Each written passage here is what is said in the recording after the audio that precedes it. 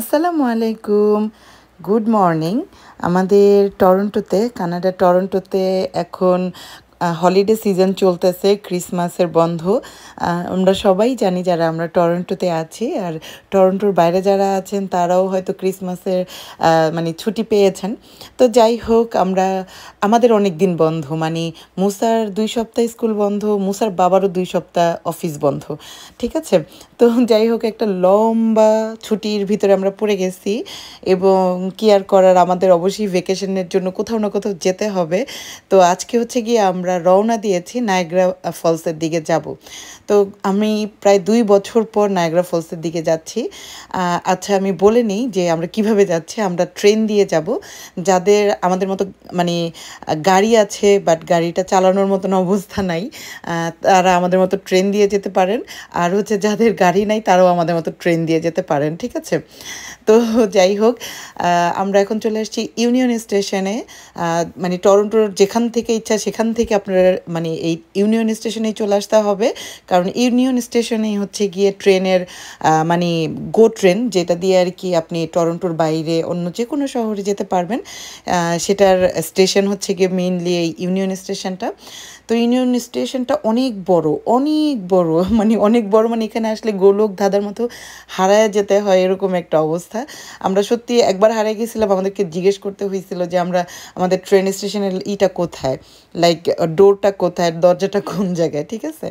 কারণ আমরা দেখা গেছে বছরে একবার বা দুইবারই যাওয়া হয়, বা নাও যাওয়া হয়, কারণ 2 বছর পরে আমরা এসে যাচ্ছি, নায়াগ্রাতে যাচ্ছি। তো প্রায় 2 বছর যাওয়াই হয় নাই, কোনোভাবেই ট্রেনেই মানে ট্রাভেল করা হয় নাই। তো যাই হোক, আমরা ফাইনালি খুঁজে পেয়েছি যে আমাদের ট্রেনের কোনটা, গেট কোনটা। তো আমরা ওয়েট করতেছিলাম কিছুক্ষণ, 5-10 মিনিটের মতো ওয়েট করতে হয়েছে, অ্যান্ড দেন ট্রেনের দরজা ওপেন করে দিছে। তো এই ট্রেনটা হচ্ছে গিয়ে মোটামুটি 2.5 তলা, মানে নিচতলা, দোতলা এবং মাঝখানে আরেকটুখানি জায়গা আছে যেখানে কিনা বসা যায়। তো এই হচ্ছে গিয়ে আমাদের গো ট্রেনের কাহিনী। আর গো ট্রেনের সব কিছু ওয়েবসাইটে পাওয়া যায়। আমার হাজব্যান্ড হচ্ছে গিয়ে গো ট্রেনের যে ওয়েবসাইট আছে ওখান থেকে টিকিট কিনছে। আমরা নায়াগ্রা ফলসে যে যাবো, ওখানে আরও এই টিকিটের সাথে আরও কী কী ইনক্লুডেড আছে সব মিলিয়ে হচ্ছে গিয়ে ওয়েবসাইট থেকে কিনছে। তো আমি বারবার তাকে অনেক কিছু জিজ্ঞেস করে মাথা খারাপ করে ফেলছি, অ্যান্ড ফাইনালি যেহেতু আমি নিজের হাতে টিকিটটা কিনি নাই, তো আমার অনেক কিছুই মনে থাকে না। সত্যি কথা, যেটা নিজে কিনলে অনেক কিছু মনে থাকে, শুধু আমি জানি যে আচ্ছা টিকিটের সাথে এটা ইনক্লুড, ওইটাও ইনক্লুড, এরকম হাবিজাবি অবস্থা। তো যাই হোক, আমরা 2 দিনের জন্য যাচ্ছি নায়াগ্রা ফলসে। তো আমাদের টিকিটের যাওয়া মানে এই টিকিটের প্রাইসটা ছিল হচ্ছে যাওয়া আসা মিলায়ে $37 এরকম। হ্যাঁ, তো মানে পার পার্সন, পার অ্যাডাল্ট পার্সন।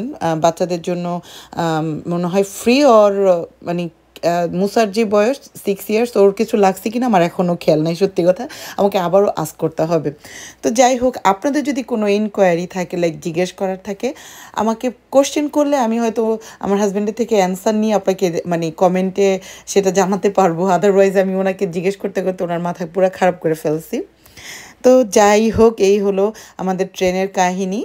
আর এখন বলি যে আমাদের ট্রেন জার্নিটা আসলে ভালো লাগে, মানে খারাপ লাগে না। আর আমার হাজব্যান্ড হচ্ছে আমাদের যে হাইওয়েগুলো আছে সেই হাইওয়েগুলোতে ড্রাইভ করতে অত বেশি স্বাচ্ছন্দ্য ফিল করে না। দ্যাটস ওয়াই আমরা যখনই টরন্টোর বাইরে যাই, মানে অন্য কোনো শহরে, তখন আমাদেরকে হয়তো মানে ট্রেনটা মানে করতে হয়, চুজ করতে হয়। তো যাই হোক, ট্রেনটার জার্নি আমাদের আগে পরে কখনই অত খারাপ লাগেনি। বাট এবার আমার ফার্স্ট টাইম আমরা এই ডিসেম্বরে, মানে একদম ভরা উইন্টার, ভরা স্নো, এই টাইমটাতে আমরা নায়াগ্রাতে যাচ্ছি এবং ট্রেন জার্নি করতেছি। দ্যাটস ওয়াই তখন আমরা কিছুটা মানে অস্বস্তিকর জিনিস ফিল করছি। সেটা হচ্ছে ট্রেনের লাইনের উপরে অনেক স্নো পড়া ছিল। মানে ট্রেনে যেতে যেতে কিন্তু আমরা অনেকগুলো ফ্রোজেন লেক দেখতেছি। আপনাদের সাথে আসলে অনেক কথা বলতে যে মানে সিনারিরই ভুলে গেছি। তো যাই হোক, ট্রেনের লাইনের মধ্যে অনেক স্নো ছিল। দ্যাটস ওয়াই হচ্ছে গিয়ে স্নোগুলাকে মানে আস্তে আস্তে করার জন্য ট্রেন খুব স্লো চলছে, খুবই স্লো। আদারওয়াইজ নায়াগ্রা যেতে আমাদের ট্রেনে 2 আওয়ার্স লাগে, সে জায়গায় 3 আওয়ার্স লাগছে মোটামুটি। তো প্রথম প্রথম খুবই এক্সাইটমেন্ট কাজ করছে, বাট তারপরে খুব বোর হয়ে গেছি। আর ট্রেনের ভিতরে ওয়াইফাই ছিল একদম ফ্রি। তো আমি ওয়াইফাই ইউজ করে গান টান শুনতে শুনতে যেতে পারছি, এটা হচ্ছে একটা মানে হ্যাপি দিক। আর মানে আর আর কি বলবো, ভালো লাগার দিক মানে ট্রেন যখন জার্নি করি তখন হচ্ছে ভালো লাগার দিকটা হচ্ছে কি এইসব সিনারি দেখতে দেখতে যাওয়া। বাট এখন যখন বরফের টাইম, স্নো টাইম, ওই টাইমটাতে অ্যাকচুয়ালি কতক্ষণ বাইরের দিকে তাকায় থাকলে আপনার বিষণ্ণতা চলে আসবে, এরকম একটা ফিলিংস। তো ট্রেন লাইনারগুলোর উপরে কী পরিমাণ বরফ পড়া ছিল সেটা একটু দেখাচ্ছিলাম। তো এই যে এরকম সাদা কালো সিনারি দেখতে দেখতে আসলেই খুবই মন খারাপ হয়ে যায় এরকম। তো এবার যেতে যেতে চিন্তা করছি যে আমরা নেক্সট টাইম ফলের সময় ট্রেনে করে ইসে যাব, নায়াগ্রা ফলসে যাব, তখন দেখতে নিশ্চয়ই অন্যরকম একটা সুন্দর লাগবে, একদম কালার আর কালার। তো যাই হোক, আমরা মানে চলে আসছি নায়াগ্রা সিটিতে। আমাদের বিশাল ট্রেন, এটা কিন্তু অনেক বড় একটা ট্রেন, অনেক বড়, অনেকগুলো বগি, ঠিক আছে। তো নায়াগ্রা মানে সিটিতে নেমে মনে করছিলাম যে শীতে একেবারে মরেই যাব, সেরকম শীত লাগে নাই, অত খারাপও লাগে নাই, আবার অত মানে অত ঠান্ডা বা অত ইয়েও লাগে নাই।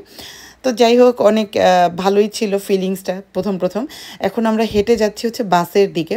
এই বাস মানে বাসের যেই টিকিট বা বাসের যে খরচ, এটা হচ্ছে গিয়ে এই ট্রেনের টিকিটের সাথে ইনক্লুড ছিল। হ্যাঁ, দ্যাট মিন্স আমরা 2 দিন যতবার বাসে উঠবো এবং নামবো সেটা হচ্ছে গিয়ে এই টিকিটের সাথে ইনক্লুড ছিল।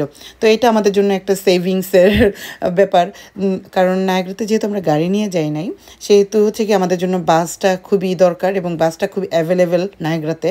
অ্যাভেলেবেল বলতে একটা তো অবশ্যই টাইম মেনটেন করে, বাট মানে ওরা বাস যেহেতু এটা ট্যুরিস্ট স্পট, তো বাসটাকে খুবই অ্যাভেলেবেল রাখছে।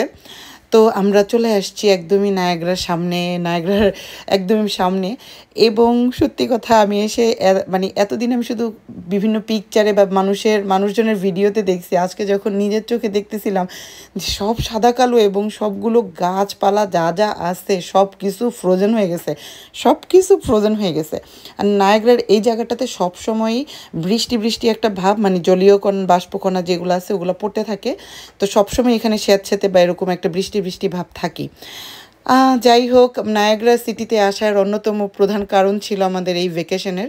সেটা হচ্ছে গিয়ে নায়াগ্রা সিটি খুব সুন্দর করে সাজাইছে বিভিন্ন লাইটিং করে, ক্রিসমাসের লাইটিং বলেন, ডেকোরেশন বলেন, নিউ ইয়ারের লাইটিং ডেকোরেশন সব কিছু। তো ওগুলো একটু পরে সন্ধ্যা পড়ায় আমরা বের হব, এখন দৌড়ায় দৌড়ায় যাচ্ছি খাবার খেতে, কারণ দীর্ঘ একটা জার্নি শেষ করে আসছি মোটামুটি বাসা থেকে, ট্রেন থেকে, মানে বাসা থেকে নায়াগ্রা পর্যন্ত অলমোস্ট 4 ঘন্টার উপরে। তা আমরা সবাই খুবই হাংরি, এখন খেতে যাব, তারপরে হচ্ছে হোটেলে যাব, অ্যান্ড দেন তারপরে সন্ধ্যার সময় এই লাইটিংগুলো দেখার জন্য বের হব। অ্যান্ড তখন অনেক সুন্দর লাগছে অ্যাকচুয়ালি লাইটিংগুলো দেখতে, যেটার আশাতেই আমি আসছিলাম যে ক্রিসমাসের লাইটিং দেখব। আর আপনাদের সত্যি কোনো কিছু জানার থাকলে আমাকে কোয়েশ্চেন করতে পারেন, আমি কমেন্টে দিতে পারবো। থ্যাংকস ফর ওয়াচিং সবাইকে। এটা আমার জন্য খুবই একটা রোমাঞ্চকরই ছিল যে এরকম ফ্রোজেন নায়াগ্রা দেখব।